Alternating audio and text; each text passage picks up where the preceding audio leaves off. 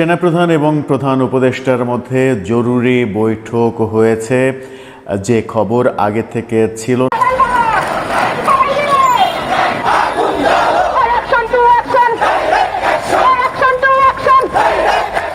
দর্শক, গাজীপুরের পোশাক কারখানা শ্রমিকরা অন্তর্বর্তী সরকারের উপদেষ্টা মোহাম্মদ ইউনূসের বাসভবনের দিকে মিছিল নিয়ে এগিয়ে আসছিলেন।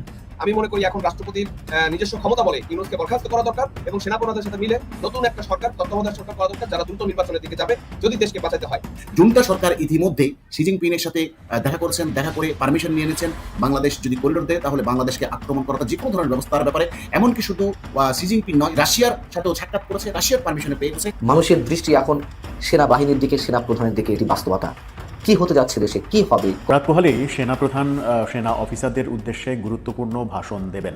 24 ঘন্টা লেটে হলেও সেখান থেকে একটা মেসেজ আসবে। সেই মেসেজের অপেক্ষাতেই গোটা জাতি, এবং গোটা জাতির একটাই প্রশ্ন যে সেনাবাহিনী কি পারবেন দেশকে সঠিক পথ দেখাতে, দেশের স্বার্থে যে সিদ্ধান্তটা ভালো সিদ্ধান্ত, যে সিদ্ধান্তটা জনগণের পক্ষে যায়। আর সেনাবাহিনী তো তৈরি, মার্শাল ল তো তৈরি, এবং সম্ভব দেশ এখন ওই দিকে যাচ্ছে, এবং ওই দিকে গেলে আমাদের দেশের জন্য, রাজনীতির জন্য ভালো না মন্দ, সেটা যদি আমরা অতীতে ইতিহাস বিশ্লেষণ করি তাহলে সেটা দেখতে পাই, এবং এর দায় কিন্তু রাজনীতিবিদদের উপরই। ইতিমধ্যে বুঝতেই পারছেন আজকের খবরটি কতটা গুরুত্বপূর্ণ একটি খবর। বন্ধুরা, চলুন ভিডিওতে আজকে আর বেশি কথা বাড়াবো না, সরাসরি আজকে আমরা চলে যাব মূল ভিডিওতে, আর সেখানে আজকে আমরা দেখব আজকের খবরের বিস্তারিত।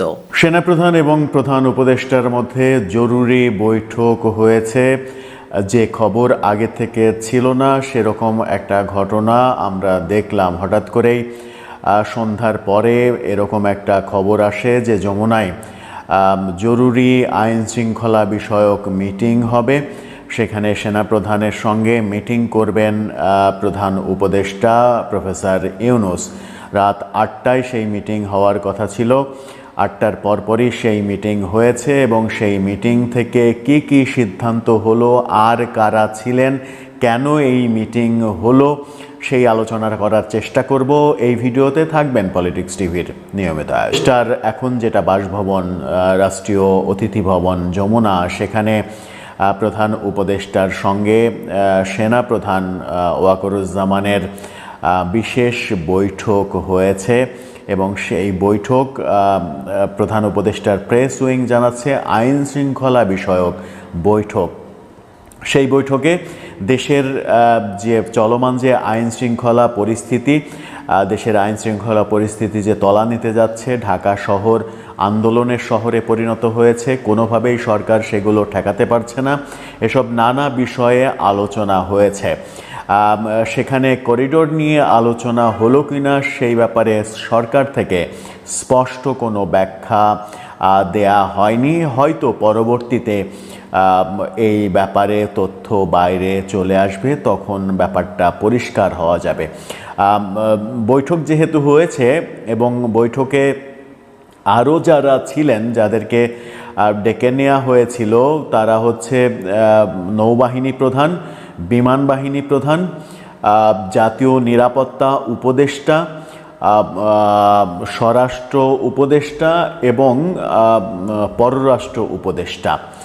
পররাষ্ট্র উপদেষ্টা এবং জাতীয় নিরাপত্তা উপদেষ্টাকে যেহেতু ডেকে নেওয়া হয়েছে, সেহেতু নিশ্চিত করেই সেনাবাহিনীর সঙ্গে 3 বাহিনীর সাথে করিডোর নিয়ে আলোচনা তো হয়েছেই। তা না হলে পররাষ্ট্র উপদেষ্টা এবং নিরাপত্তা উপদেষ্টাকে ডেকে নেওয়া হতো না।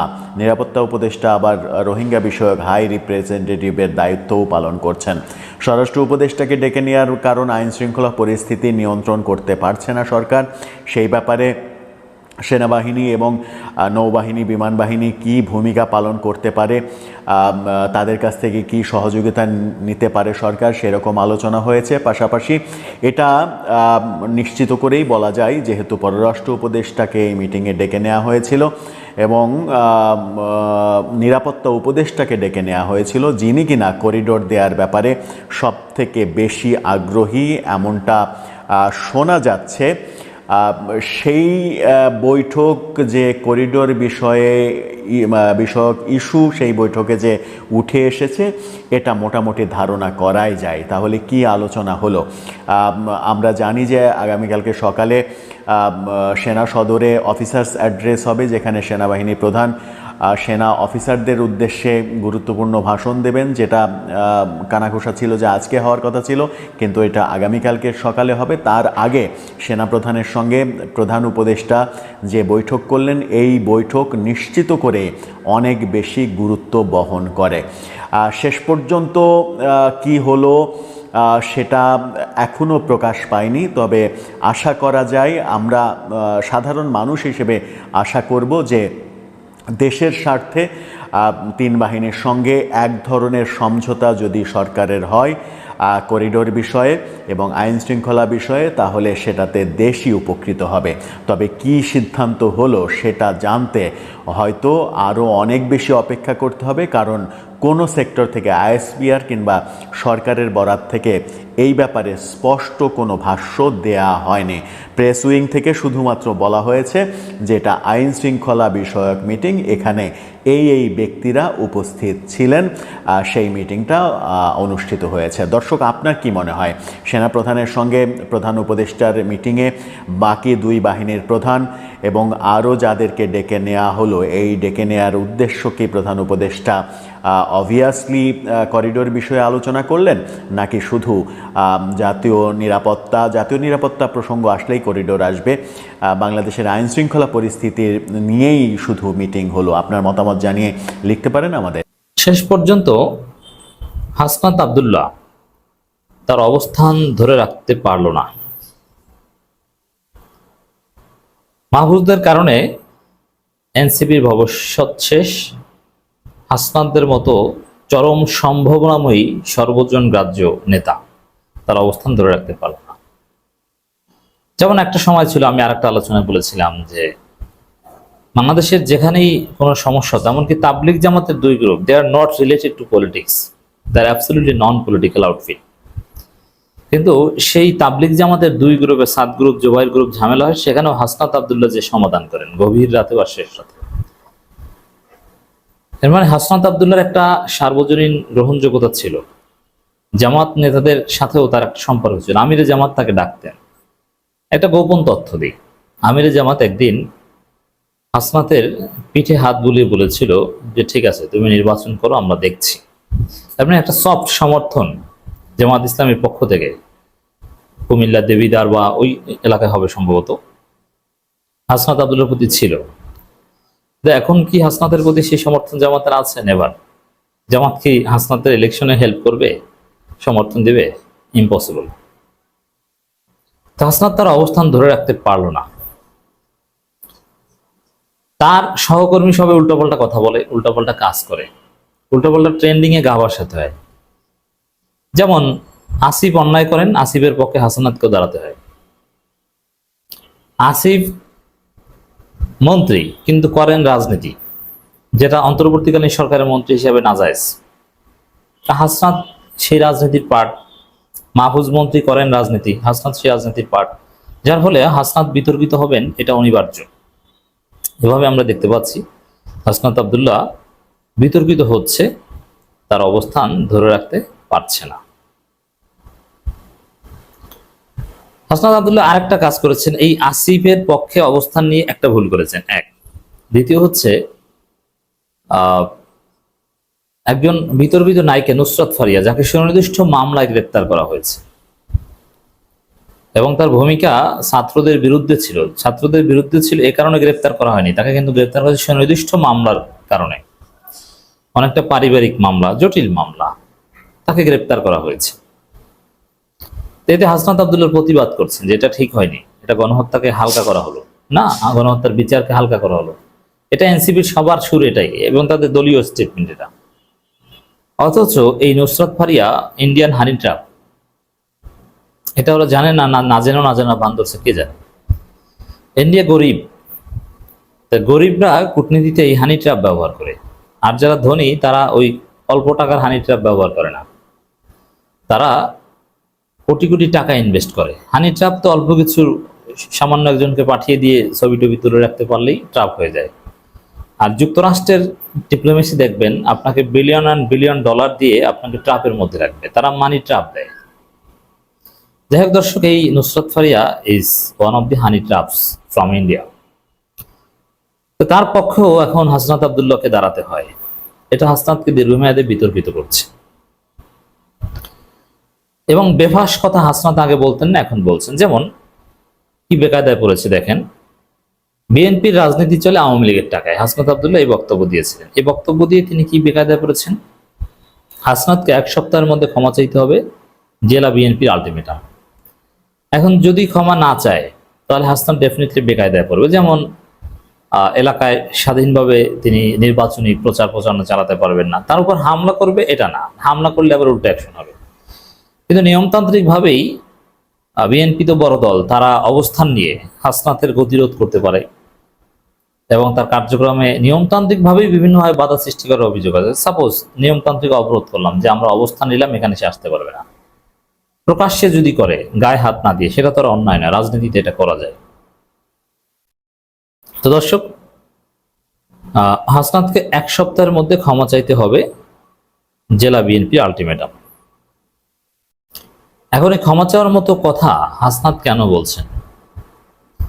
হাসনাত তো সবার চাইতে ভালো ছিলেন, এক্সেপশনাল ছিলেন, নামাজি ছিলেন, কপালে সিজদার দাগ, এটা নিয়ে সবাই প্রশংসা করত। এবং এই কারণে হাসনাত আব্দুল্লাহকে এই এনসিপি আলেম ওলামাদের সাথে কমিউনিকেটের জন্য ব্যবহার করতো। হাসনাত, আশরাফ মাহাদি এরাই কিন্তু আলেমদের সাথে কমিউনিকেট করতো, কারণ আলেমদের সাথে হাসনাতের একটা আলাদা ইন্টারেকশন ছিল। কিন্তু সে হাসনাত তার অবস্থান ধরে রাখতে পারলেন না। এখন আলেমরাও তাকে বিশ্বাস করবে না, আর এই বিতর্কিত কথা বলে বিতর্কিত হচ্ছেন, ইত্যাদি ইত্যাদি। বিএনপির রাজনীতি চলে আওয়ামী লীগের টাকায়, ঢালাওভাবে এ কথা বলাটা অন্যায়। আওয়ামী লীগের টাকা বিএনপির অনেকে খায়, আওয়ামী লীগকে পুনর্বাসন করেছে, দ্যাটস অল রাইট। কিন্তু এইভাবে ঢালাওভাবে বলাটা, এটা ওই সঙ্গ দোষে লোহাবাসে। এই বেফাস কথা, এই মাহফুজদের সঙ্গ দোষের কারণে হাসনাত এখনো বলা শুরু করেছে। আমি তো কয়েকটা বিষয় বললাম, শুধু এটা না। সংবাদ সম্মেলনে লিখিত বক্তব্যে বিএনপির জাতীয় নির্বাহী কমিটির কুমিল্লা বিভাগীয় সাংগঠনিক সম্পাদক অধ্যক্ষ মোহাম্মদ সেলিম ভুইয়া বলেন, কুমিল্লার একটি অনুষ্ঠানে গত 16 মে এনসিপি নেতা হাসনাত আব্দুল্লাহ বলেছেন, কুমিল্লায় বিএনপির রাজনীতিবিদরা আওয়ামী লীগের টাকায় রাজনীতি করে। হাসনাত আব্দুল্লাহ বক্তব্য শিশুসুলভ। তিনি রাজনীতিতে অপরিপক্কতার কারণে শিশুসুলভ বক্তব্য দিয়েছেন।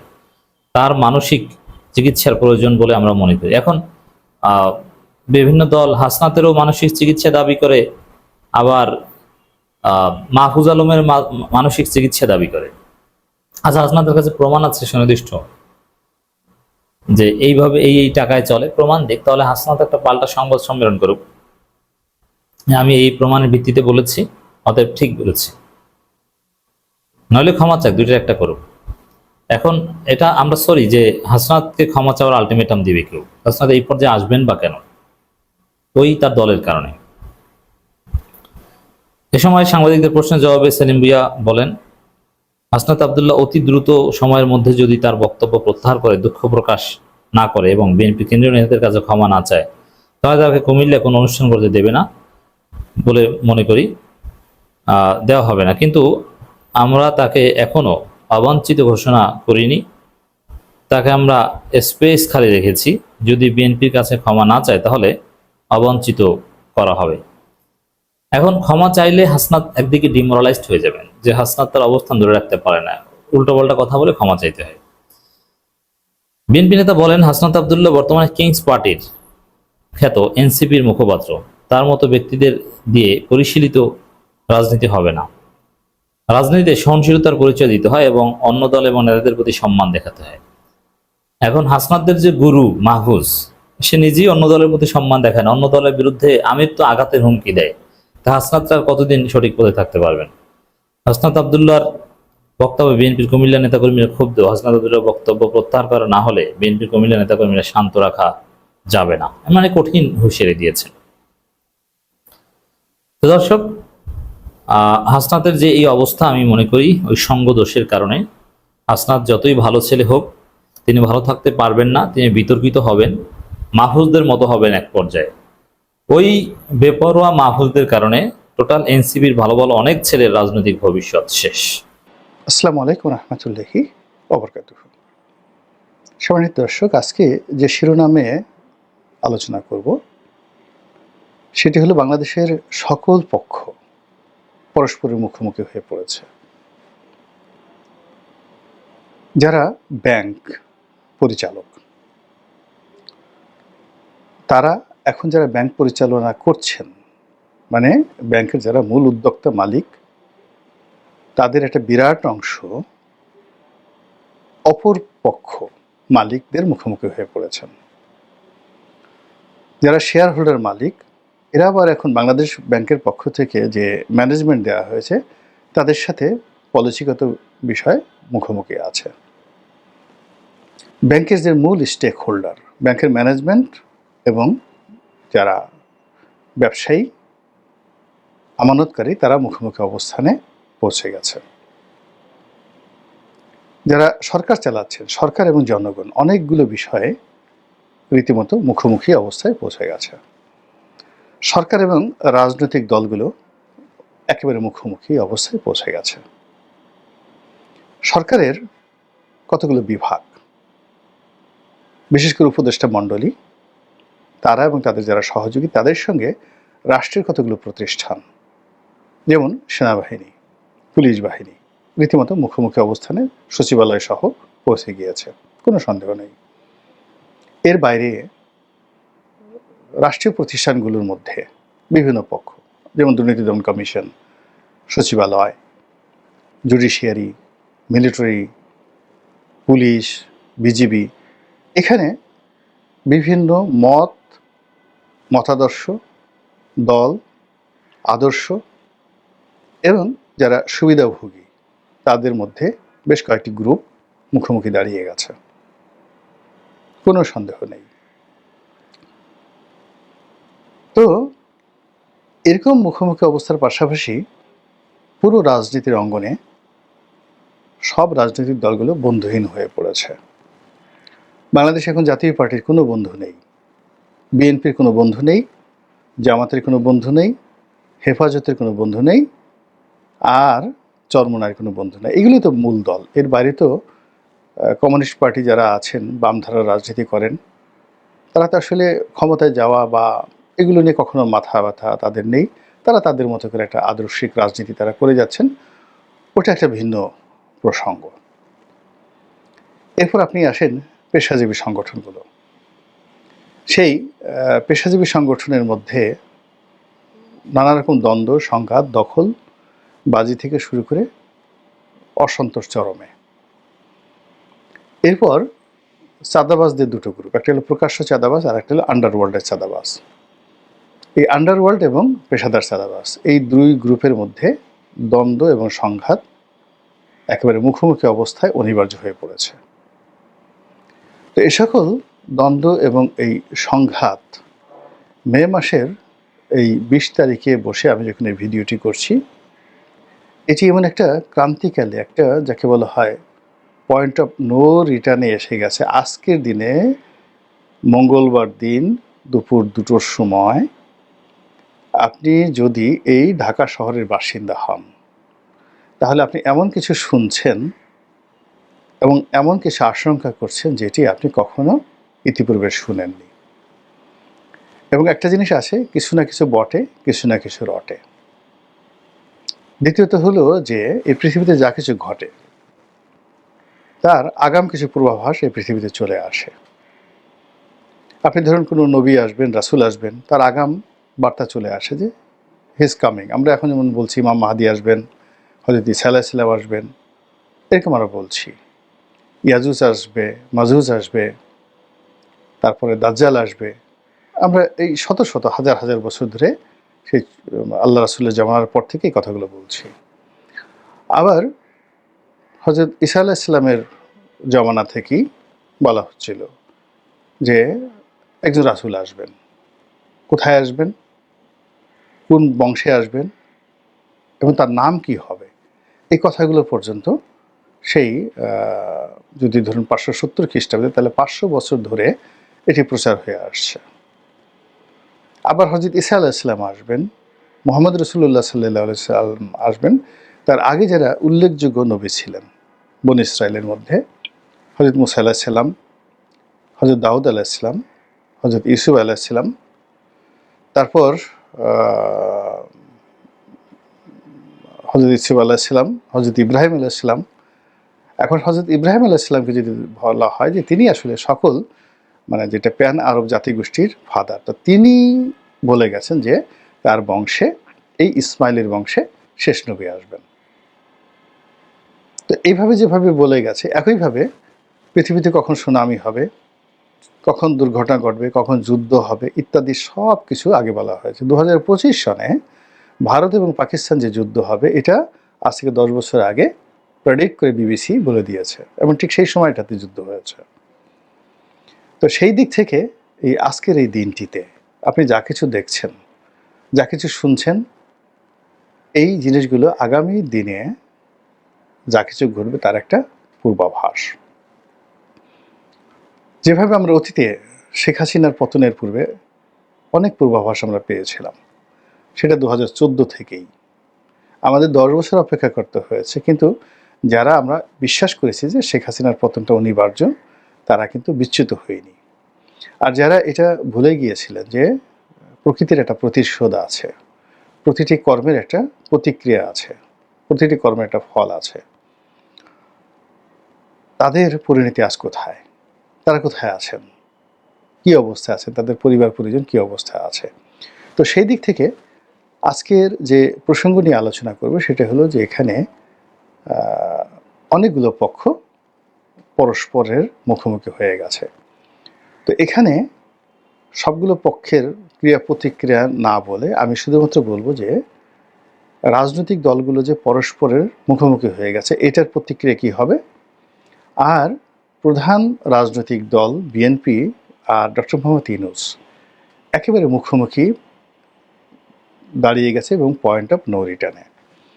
এখানে প্রথম যে জিনিসটি সেটি হলো রাজনৈতিক দলগুলোর মধ্যে যে একটা চিরায়ত ঐক্য ছিল, মুখ দেখা দেখেছিল, এটি এই সময়টিতে বলতে গেলে বন্ধ হয়ে যাওয়ার মতো অবস্থা তৈরি হয়েছে। সর্বশেষ জামাতের আমির এবং বেগম খালেদা জিয়ার সঙ্গে একটা সৌহার্দ্যপূর্ণ বৈঠক হয়েছে। বেগম খালেদা জিয়া আসার পর কর্নেল অলি সাহেব দেখা করেছেন, এটি ইতিবাচক ঘটনা। কিন্তু আজকের দিনে যে বাস্তবতা, সেই বাস্তবতায় ওই জিনিসগুলো আবার দ্বিতীয়বার ঘটবে এটি আমরা দেখতে পাচ্ছি না। এখানে রাজনৈতিক যে বিভেদ এবং বিসংবাদ, এটা চরমে গিয়ে পৌঁছে গেছে, যা কিনা পুরো গণতান্ত্রিক প্রক্রিয়া, পুরো নির্বাচনী বিধি ব্যবস্থা এবং আমাদের যে সামাজিক উন্নয়ন এবং রাজনৈতিক উন্নয়ন, এই পুরো উন্নয়নটা মুখ থুবড়ে পড়ে গেছে এখানে। এবং এরকম যখন অবস্থা হয় তখন সেখানে তৃতীয় পক্ষ, চতুর্থ পক্ষ, কখনো দেশি পক্ষ, কখনো বিদেশি পক্ষ এখানে নাক গলানোর সুযোগ পায়। আমরা এখন অনেক কথা বলি, এখন আর সে আগের জমানা নেই, এখন সে ইস্ট ইন্ডিয়া কোম্পানির যুগ নেই, কিন্তু বাস্তবতা হলো যে এখন আরও আগের চাইতে খারাপ অবস্থায় এই জিনিসগুলো হচ্ছে।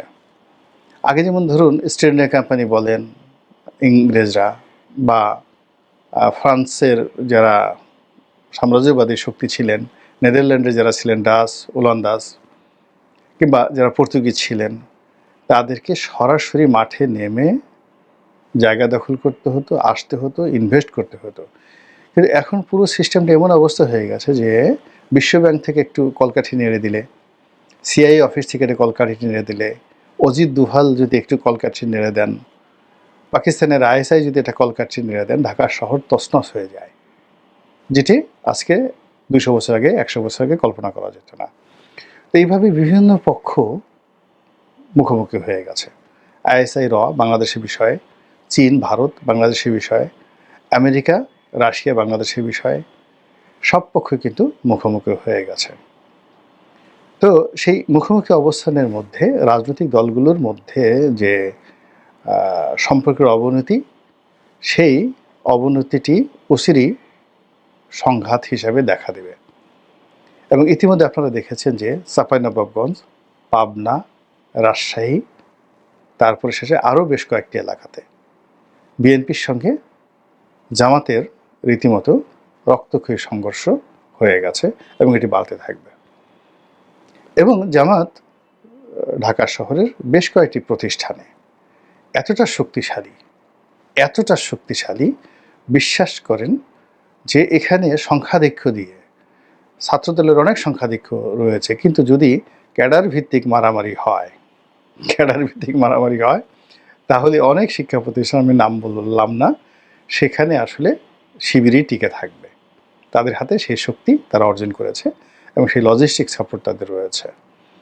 তো এরকম একটা অবস্থা তৈরি হচ্ছে রাজনৈতিক দলগুলোর মধ্যে।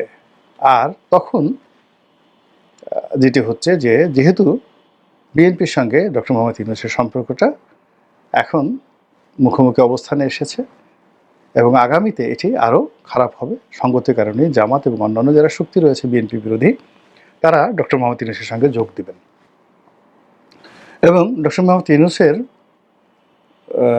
সাথে যোগ দেওয়ার ফলে যদি তাদের যে রসায়ন এবং সমীকরণটা, তাদের পাল্লাটা একটু ভারী হয়, তাহলে দেখবেন যে আরও অনেক মানুষ যারা মধ্যপন্থা অবলম্বন করছে, এরা সবসময় সুবিধাবাদী, যে দল ভারী থাকে সেই দলে গিয়ে যোগ দেয় এবং সেখানে গিয়ে দেখা গেল যে অনেক লোক বিএনপির সাথে এখন আছে, কথাবার্তা বলছে, তারা দৌড়ে চলে যাবে ডক্টর ইউনূসের পক্ষে। আবার যদি বিএনপি এখানে জয়ী হয় তাহলে জামাত হয়তো আলাদা হয়ে যাবে, কিন্তু ওই যে ছোট ছোট দলগুলো আছে যারা বর্ণচোরা কিন্তু তারা কিন্তু কে ফ্যাক্টর, রাজনীতির জন্য অত্যন্ত কে ফ্যাক্টর, তো সেই ফ্যাক্টরগুলো বিএনপির সঙ্গে যুক্ত হয়ে যাবে। তো এখন বিএনপি ভার্সেস যে ডক্টর মোহাম্মদ ইউনূস, তো এর মধ্যে কি কি বিষয় নিয়ে মুখোমুখি অবস্থানে তারা এসেছে। প্রথম বিষয়টা হলো এই ঢাকা সিটি কর্পোরেশনের 2টা মেয়র পদ। ইতিমধ্যে তারা চট্টগ্রাম ডক্টর সাদেদের মাধ্যমে পেয়েছে, এখন উত্তর সিটি কর্পোরেশন এবং দক্ষিণ সিটি কর্পোরেশন। উত্তরটাকে তারা দ্বিতীয় ফেজে রেখেছে, দক্ষিণ সিটি নিয়ে তারা একটা মারমুখী অবস্থানে চলে গেছে বিএনপি এবং সরকার। আজকের এই দিনে আমরা জানি না এটা পরিণতি কোথায় আসবে, তবে এখানে সেনাবাহিনী যাদেরকে সমর্থন দেবেন তারাই এখানে টিকে থাকবেন। আর যদি সেনাবাহিনী নিউট্রাল থাকেন তাহলে দুই পক্ষই ক্ষতিগ্রস্ত হবেন, মারাত্মকভাবে ক্ষতিগ্রস্ত হবেন। এরপরে ডিসেম্বর মাসে নির্বাচন নিয়ে, এটি পয়েন্ট অফ নো রিটার্ন। বিএনপিকে যদি তার সার্ভাইভ করতে হয়, তার অস্তিত্ব রক্ষা করতে হয়, তাহলে এই সরকারের কাছ থেকে যে কোনো মূল্যে তাদেরকে এই ডিসেম্বর মাসের মধ্যেই নির্বাচন আদায় করে নিতে হবে। আর ডক্টর মোহাম্মদ ইউনূসকে যদি সসম্মানে যেতে হয়, সার্ভাইভ করতে হয়, তার লোকজন এনসিপি সহ সবাইকে যদি বাঁচতে হয়, এই নির্বাচন ডিসেম্বর মাসে তারা দেবে না এবং তাদেরকে ঘুরে ফিরে ওই যে জনগণ বলছে 2 বছর 3 বছর 5 বছর, ঠিক ওই পলিসিতে তাদেরকে কৌশলে এগোতে হবে। তো এই যে একটা পয়েন্ট অফ নো রিটার্ন, সেই পয়েন্ট অফ নো রিটার্নের ফলে আপনি দেখবেন যে আবার একটা আগস্ট মাস, সেই আগস্ট মাসে, অর্থাৎ এখন ধরেন জুন মাস চলছে, না মে মাস চলছে, মে মাসের পরে জুন মাস, কুরবানির বন্ধ ঠন্ড যাবে, এরপর একটু সেগুলো খেতে খেতে জুলাই মাসে চলে আসবে। এবং গত বছর জুলাই মাসে যেরকম পরিস্থিতির সৃষ্টি হয়েছিল, এই বছর জুলাই মাসে দেখবেন যে মোরালেস সেরকম একটা পরিস্থিতির সৃষ্টি হবে, শুধুমাত্র আওয়ামী লীগ সেখানে নাই। তবে আওয়ামী লীগ খেলবে, এখানে ডক্টর মোহাম্মদ ইউনূসের সাথে খেলবে, তারপরে শেষে জামাতের সাথে খেলবে, বিএনপির সাথেও কিন্তু আওয়ামী লীগ খেলবে, দূর থেকে তারা খেলবে, তারা সরাসরি এখানে আসবে না, মাঝে মধ্যে ঝুটিকা মিছিল করবে, কিছু কিছু পোস্টারিং করবে, আর ওই বিদেশে বসে বসে তারা খেলবে আর বক্তৃতা দেবে। আর অন্যান্য নেতিবাচক কাজ যদি তাদের করতে ইচ্ছা করে সেগুলো তারা করবে পরিবেশ পরিস্থিতি অনুযায়ী। তো জুলাই মাসে যেটি ম্যাটেরিয়ালাইজ হবে, আবার আগস্ট মাসে গিয়ে দেখা যাচ্ছে একেবারে প্রথম দিকে, সে আগস্টের 5-6 তারিখে বা প্রথম সপ্তাহে দেখা যাচ্ছে যে সবাই একটা চূড়ান্ত ফলাফল লাভের জন্য আগস্ট মাসের প্রথম সপ্তাহের মধ্যেই তারা বিজিত হবে না বিজয়ী হবে, অথবা তারা প্রতিপক্ষকে পরাজিত করবে না নিজে পরাজিত হবে, এই বিষয়টি তারা আগস্টের ফার্স্ট উইকের মধ্যে সেটেল করে ফেলবে। সেপ্টেম্বর থেকে একটা নতুন ইতিহাস, সেটা ইউনূসের পক্ষে থাকতে পারে অথবা বিএনপির পক্ষে থাকতে পারে। সময় আসলে দেখা যাবে, আল্লাহ ভালো জানেন। অবস্থার দৃষ্টে আমার মতো ক্ষুদ্র বুদ্ধির মানুষ যতটুকু বুঝতে পারলাম বা বুঝতে পেরেছি, এটার একটা ব্যাখ্যা আপনাদের সামনে পেশ করলাম। আল্লাহ আমাদের সবাইকে হেদায়েত দান করুন এবং হেফাজত করুন। আসসালামু আলাইকুম ওয়া রাহমাতুল্লাহি ওয়া বারাকাতুহু। ধন্যবাদ প্রিয় দর্শকবৃন্দ, আমাদের ফুল ভিডিওটি দেখার জন্য আপনাকে জানাই অসংখ্য অসংখ্য ধন্যবাদ। তো বন্ধুরা, আজকের এই নিউজটি দেখে আপনাদের কি মতামত অবশ্যই কমেন্ট বক্সে কমেন্ট করতে ভুলবেন না। আর হ্যাঁ, এমন নিত্য নতুন আপডেট খবর সবার আগে পেতে চাইলে এখনই আমাদের এই পিচ্চি সাকিব ইউটিউব চ্যানেলটি সাবস্ক্রাইব করুন। ধন্যবাদ।